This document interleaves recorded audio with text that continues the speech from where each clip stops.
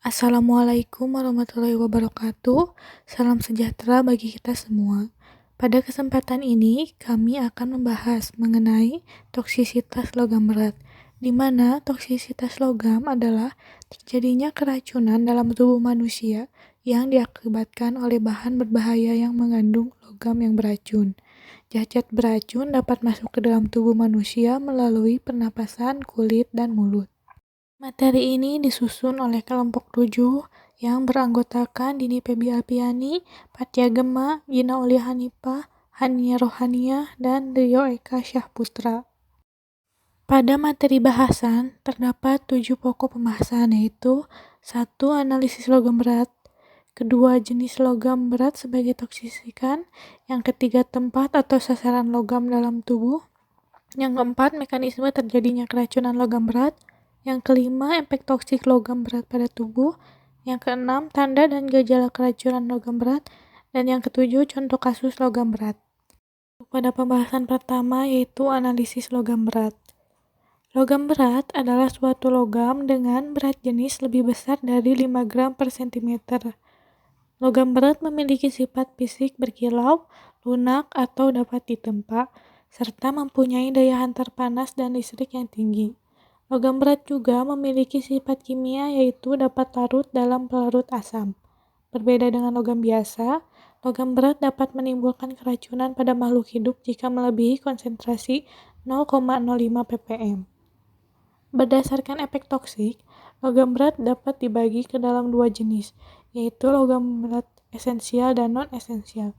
Keberadaan logam berat esensial di dalam jumlah tertentu sangat dibutuhkan oleh organisme hidup. Namun, dalam jumlah yang berlebihan dapat menimbulkan efek racun. Logam berat merupakan komponen alami yang terdapat di kulit bumi yang tidak dapat didegradasi ataupun dihancurkan, dan merupakan zat yang berbahaya karena dapat terjadi bioakumulasi. Bioakumulasi sendiri adalah peningkatan konsentrasi zat kimia dalam tubuh makhluk hidup dalam waktu yang cukup lama, dibandingkan dengan konsentrasi zat kimia yang terdapat di alam. Selanjutnya ada jenis logam berat sebagai toksikan. Nah, unsur logam berat itu mempunyai nomor atom lebih dari 22 sampai dengan 92 dengan jumlah unsur seperti merkuri, arsen, kadmium, tembaga, timah, seng, timah hitam, kolbat, kromium, nikel, dan vanadium, dan terletak pada periode 3-7 dalam susunan berkala. Nah, ada juga 35 logam yang menjadi perhatian bagi kita karena paparan perumahan atau pekerjaan. Dari yang 23 adalah logam berat antimon, arsenik, bismut, kadmium, cerium, kromium, kolbat, tembaga, gallium, emas, besi, timah, mangan, merkuri, nikel, platinum, perak, telurium, talium, timah uranium, vanadium, dan seng. 4 atau sasaran logam berat di dalam tubuh. Pertama, pada enzim. Kerja utama logam berat adalah menghambat kerja enzim, dan enzim memiliki kerentanan yang berbeda-beda. Kerja logam berat menghambat enzim biasanya terjadi akibat adanya interaksi logam berat dengan gugus sulfida seperti disulfida dan sultridril pada enzim tersebut. Gugus sulfida mampu mengikat logam berat yang masuk ke dalam tubuh dan terikat di dalam darah. Karena logam berat memiliki afinitas yang tinggi terhadap gugus sulfida. Kerja enzim juga dapat dihambat melalui mekanisme penggusuran kofaktor logam yang penting dalam enzim. Misalnya, Pb dapat menggantikan Zn di dalam enzim sebagai kofaktor. Sebagai enzim asam D-aminolevulinat hidrase atau alat. Mekanisme lain yang dapat mengganggu kerja enzim adalah melalui penghambatan sintesis enzim. Misalnya nikel dan platina dapat menghambat asam D-aminofulinat sintase atau alas sehingga mengganggu sintesis HEM. Zat yang merupakan komponen penting untuk pembentukan hemoglobin dan sitokrom. Proses pengaruh logam berat terhadap kerja enzim dapat dilihat pada gambar di bawah ini. Nah, protoporfirin yang dihasilkan oleh mitokondria dipecah dan menghasilkan heme dan sitosin. Protoporfirin ini ketika dipecah menjadi heme bertemu dengan Fe 4Fe+ dan dihambat oleh Pb yang akan menghasilkan bilirubin plus, yaitu heme oksidase, dan logam berat yang penghambatnya di sini ada Pb. Nah, begitupun sitosin dibantu oleh suksinil-CoA dan glisin untuk membentuk asam amilevulinat ALA yang dikatalis oleh enzim mitokondria. Nah, aminolevulinat sintase kemudian meninggalkan mitokondria secara difusi pasif dan masuk dalam sitoplasma. Keberadaannya dalam sitoplasma, dua molekul asam aminolevulinat ini bersatu membentuk ribinogen dan dengan bantuan enzim aminolevulinat dehidrase atau ALA-D. Nah, selanjutnya sama di sini enzim ALA sama ALA itu logam berat penghambatnya Pb. Nah, protoporfirin ini menaik akumulasinya di dalam darah. Nah, kemudian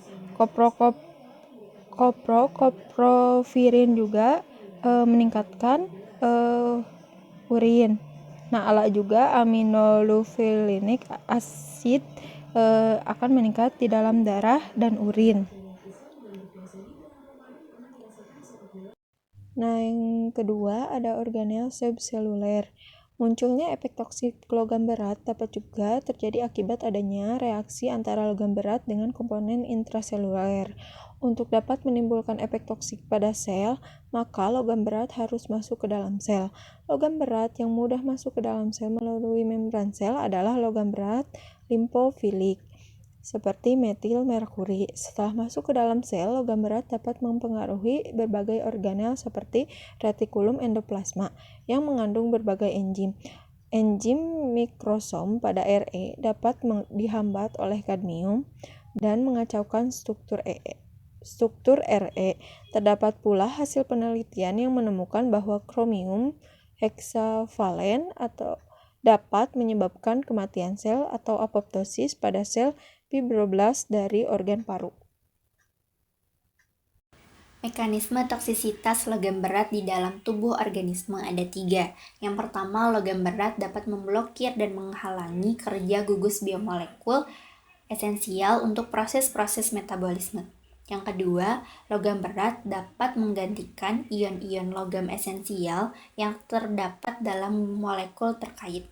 Yang ketiga, logam berat dapat mengadakan modifikasi atau perubahan bentuk dari gugus aktif yang dimiliki biomolekul.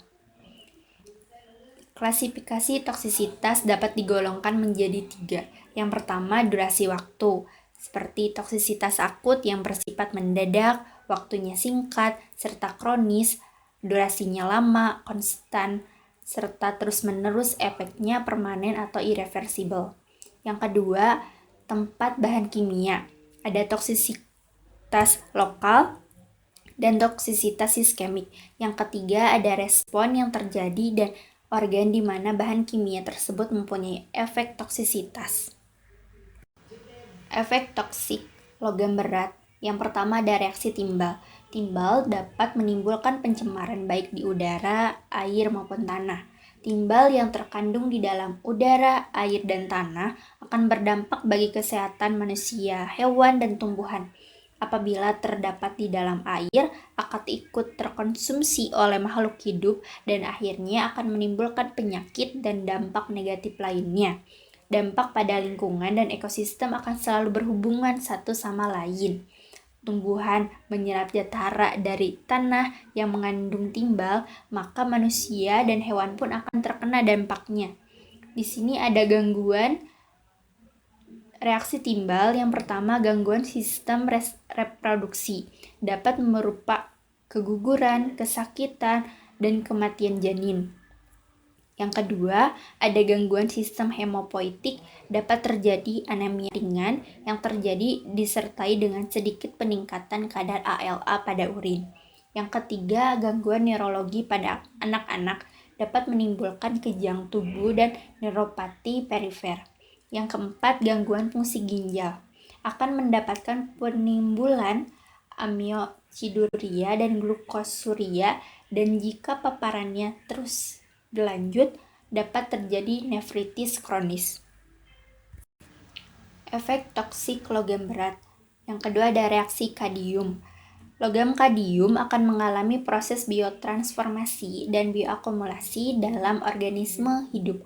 Dalam tubuh biota perairan, jumlah logam yang terakumulasi akan terus mengalami peningkatan. Dan dalam rantai makanan biota yang tertinggi akan mengalami akumulasi kadium yang lebih banyak. Di sini ada efek toksik reaksi kadium. Yang pertama ada netrosis akut, disfungsi pankreas, teratogenik, ada kanker paru-paru dan kanker payudara, gangguan ginjal, serta gangguan kardiovaskuler. Selanjutnya, efek toksik logam berat yaitu reaksi kromium atau Cr, yaitu pada sistem pernapasan. Kromium akan meningkatkan risiko terjadinya kanker paru dan ulkus kronis atau perorasi pada septum nasal. Pada kulit dapat berupa ulkus kronis, lalu dermatitis dan kanker. Pada pembuluh darah diduga meningkatkan risiko penebalan oleh plak pada pembuluh aorta. Pada ginjal dapat terjadi kelainan berupa nekrosis pada tubulus ginjal. Kromium yang berada di perairan dapat menyebabkan penurunan kualitas air serta membahayakan lingkungan dan organisme akuatik. Dampak yang ditimbulkan bagi organisme akuatik yaitu terganggunya metabolisme tubuh akibat terhalangnya kerja enzim dalam proses fisiologis. Di sini ada efek toksik logam berat yaitu ada reaksi tembaga atau kuprum atau CU, di mana efek pada hati akan menyebabkan hemolisis. Hemolisis terjadi karena tertimbunnya H2O2 dalam sel darah merah, sehingga terjadi oksidasi dari lapisan sel yang mengakibatkan sel menjadi pecah. Hemolisis dapat menyebabkan anemia dan pertumbuhan terhambat. Logam CU biasanya terdapat pada pertumbuhan kehidupan biologis, misalnya pada pertumbuhan algae atau tanaman air lain. Namun, jumlah yang berlebihan akan mempengaruhi kegunaannya karena timbulnya daya racun yang dimiliki. Oleh karena itu, keberadaan zat ini perlu diawasi jumlahnya di dalam air limbah. Selanjutnya ada reaksi besi atau perum atau Fe. Efeknya pada tubuh, meskipun Fe diperlukan oleh tubuh, pada kadar yang berlebihan dapat merusak dinding usus dan menyebabkan kematian. Paparan dari debu Fe dapat terakumulasi di dalam alveoli paru-paru dan dapat meningkatkan resiko hepatitis dan hipertensi. Untuk kehidupan, tanaman dengan kandungan besi yang tinggi dicirikan dengan pertumbuhan kerdil, bercak daun berkarat, tepi daun bernoda, dan sistem perakaran yang buruk. Toksisitas besi hanya terjadi pada tanah yang telah tergenang dalam periode waktu yang panjang, dengan menurunkan potensial redoks tanah menyebabkan Fe3+ pada mineral tanah direduksi menjadi Fe2+ yang lebih larut di dalam air. Selanjutnya, efek toksik logam berat pada reaksi nikel atau Ni.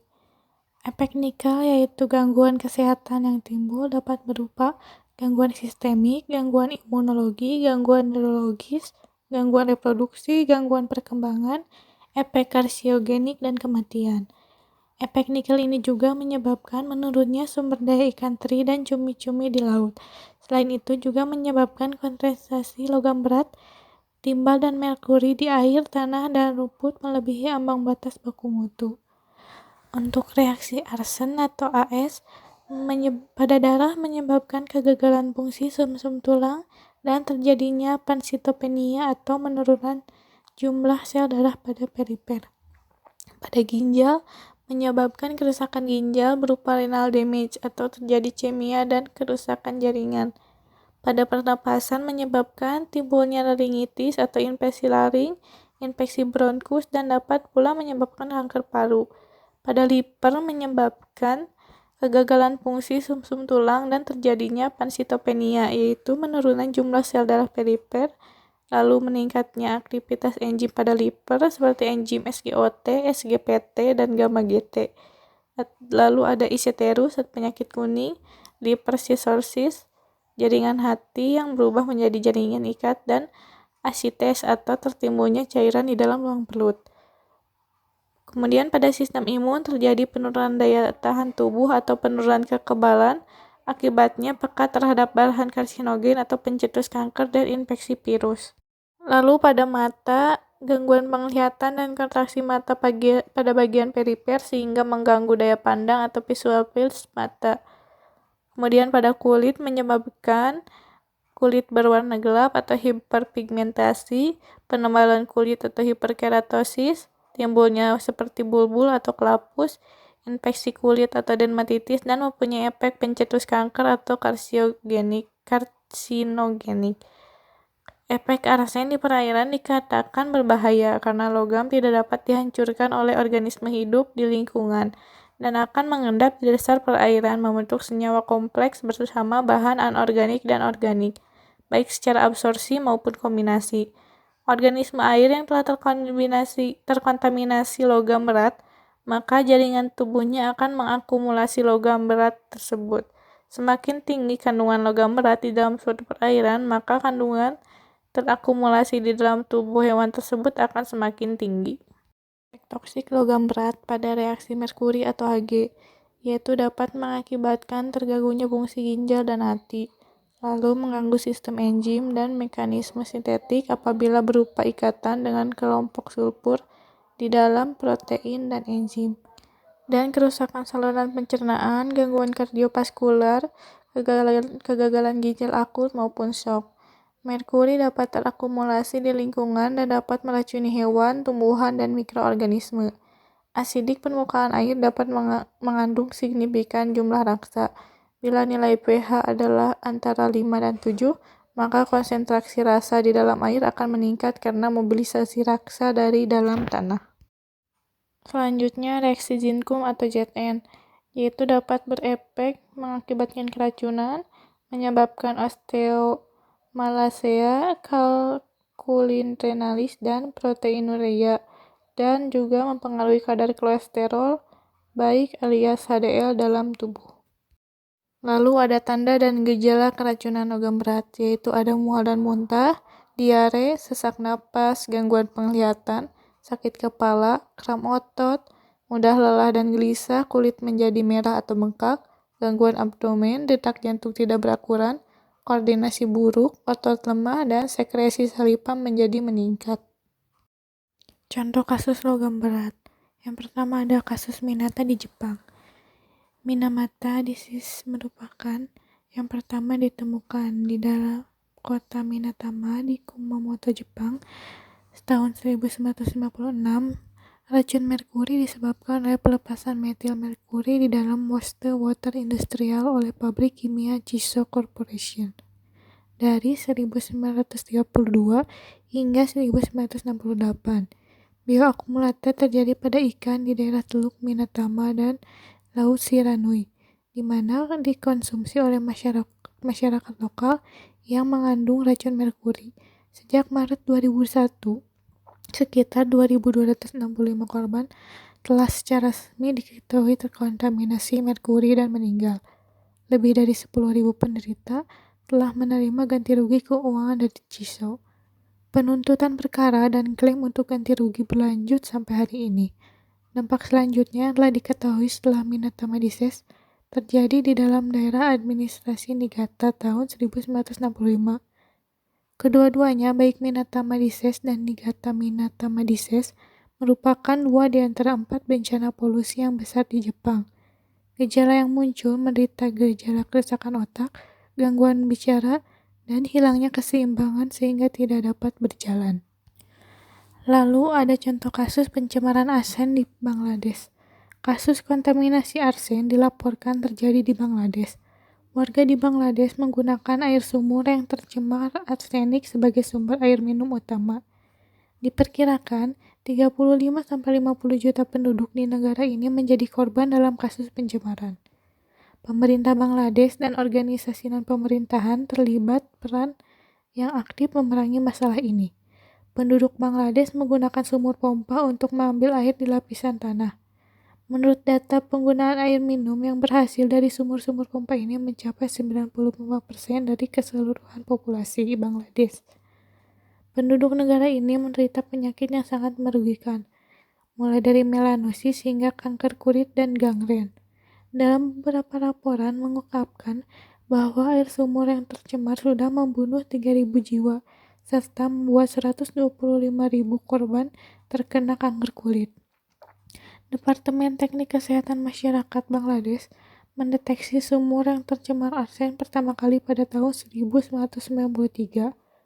Persebaran paparan arsenik berawal di dataran tengah yang merupakan pusat negara Bangladesh, lalu menyebar ke utara dan selatan yang datarannya lebih rendah melalui lapisan bawah tanah. Cukup sekian materi yang dapat kami sampaikan. Mohon maaf apabila terdapat kesalahan.